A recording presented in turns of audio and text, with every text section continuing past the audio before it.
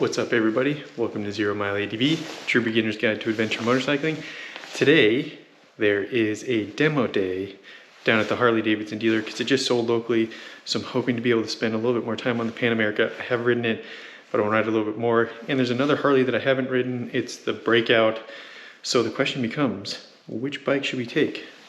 The Road King or the king of adventure bikes, the Duke? I think we take the Duke. All right, so stay tuned.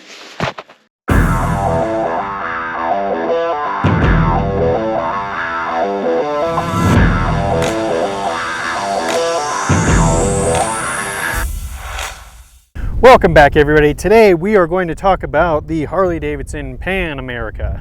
Now I have had the opportunity to get that bike on quite a few rides now. Yesterday was, I think, probably the fourth time I've ridden that bike.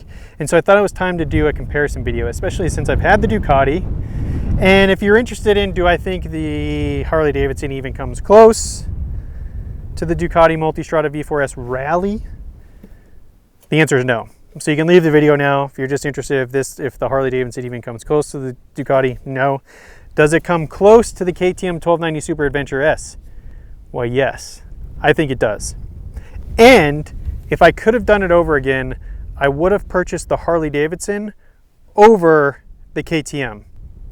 So let's talk about why. Okay, so from a true beginner's perspective, some of the things I was concerned about was the overall height of the motorcycle. Because adventure bikes are big bikes, but I knew I wanted a bigger bike. So all you internet trolls out there, oh, you should have got a KLR 650, or you should have got a Yamaha or a Honda 350 or whatever.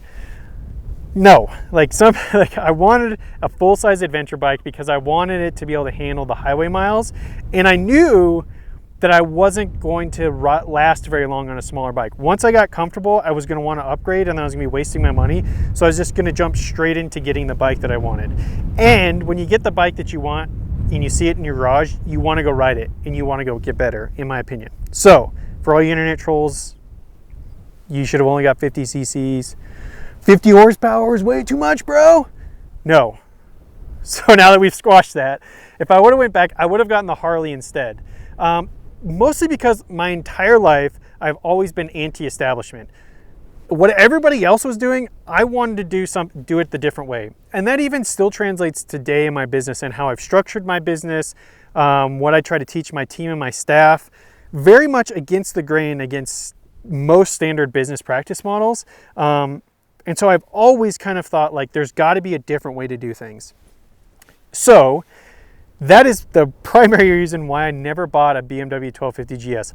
I still think they're awesome, and I would love to rent one and go on a long trip and ride one and just experience the BMW. But I think I will never buy one sheerly for that reason, because everybody has one. Every other motorcycle you see, adventure bike on the highway, BMW. It's like, oh, GS. Oh, there's a GS, you got a GS.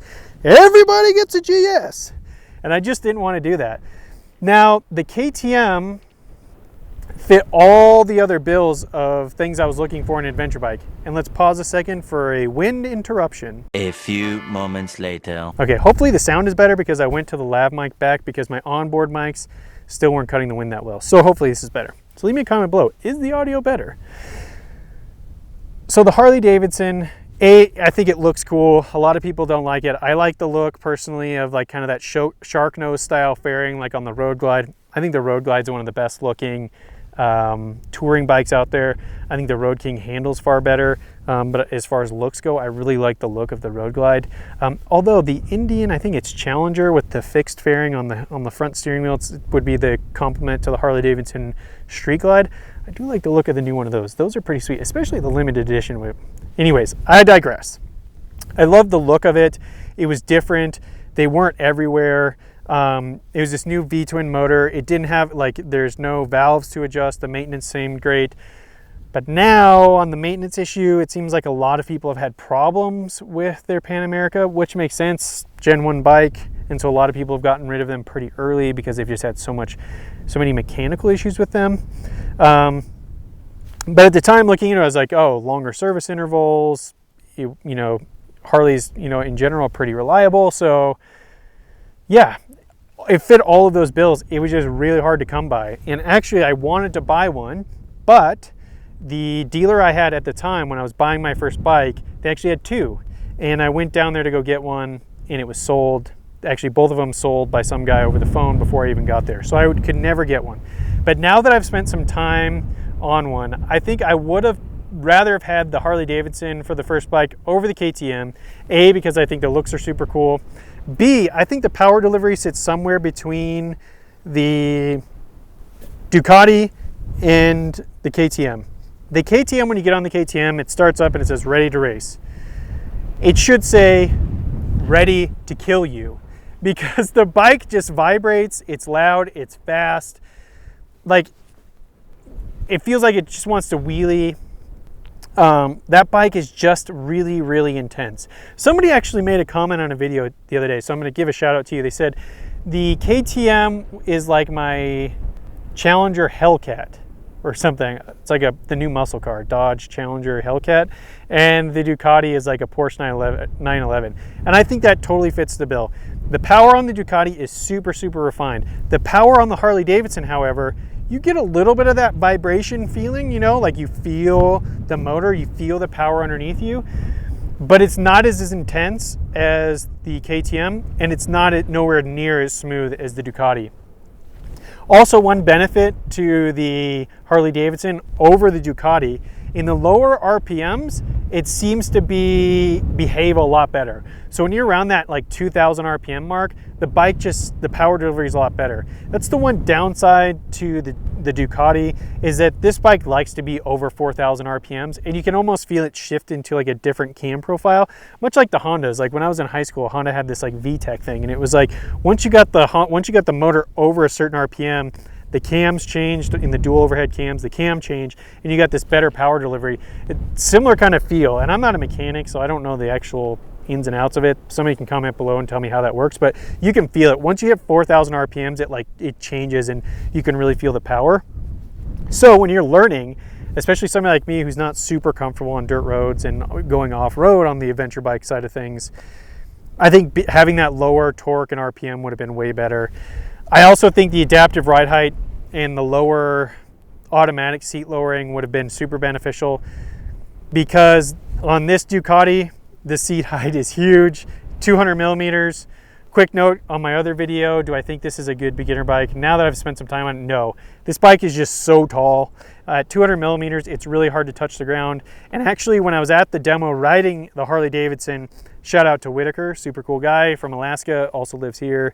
He was really interested in the Harley Davidson because it sat a little bit lower in the adaptive ride height.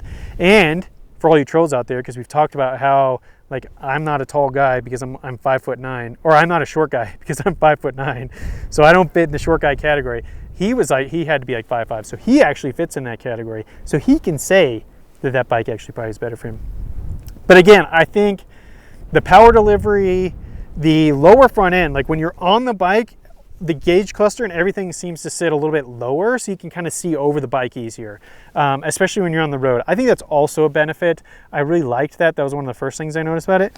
One downside, I feel like the steering on the Harley Davidson feels heavy. When you're going around tight corners and stuff like that, it just feels like you have to put more input into the steering to get it to lean. Like there's just more weight into it. Where like the Ducati, I mean, you could steer this thing with like your fingertips, you know, it steers with a feather. It's just the steering is so light and it feels so good. You really feel the weight of that steering wheel in your hands on the Harley Davidson, and I don't know why that is, but one downside. But again, now having ridden the Harley Davidson, I think it checks all the boxes.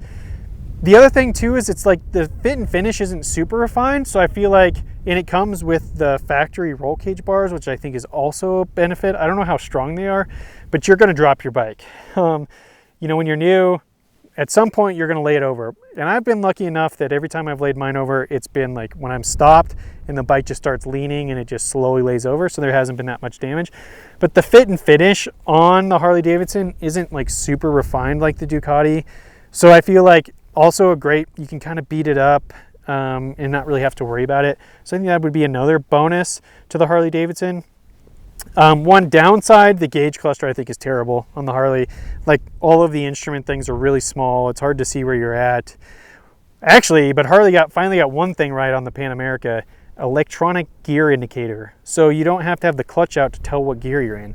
So like when you're first getting started riding a motorcycle, and you pull the clutch in, you're like, oh, did I downshift before I came to this light? What gear am I in? Sometimes you gotta let the clutch out real quick, see what gear you're in if you're on a standard Harley, so it'll engage. And then you're like, oh, I'm in third gear, I should downshift, and then keep going.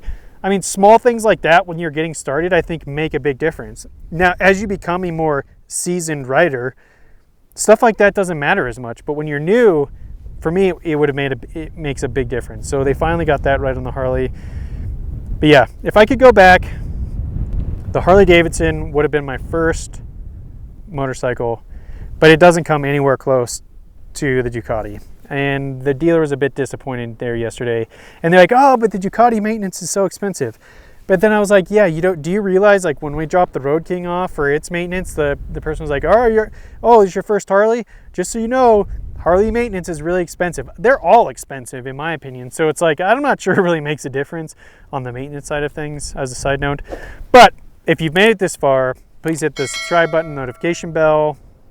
Let me know your comments. What do you think of the Pan America? I think it'd be a great first adventure bike for the size, what it can do, its capabilities, overall price point. I think it's pretty awesome. Doesn't come anywhere close to the Ducati Multistrada V4S Rally, that is. Might come close to the standard V4S, but not the Rally. So yeah, leave me a comment below. What do you think about the Pan America? Do you want one? Are you thinking about getting one? Until next time, stay safe out there.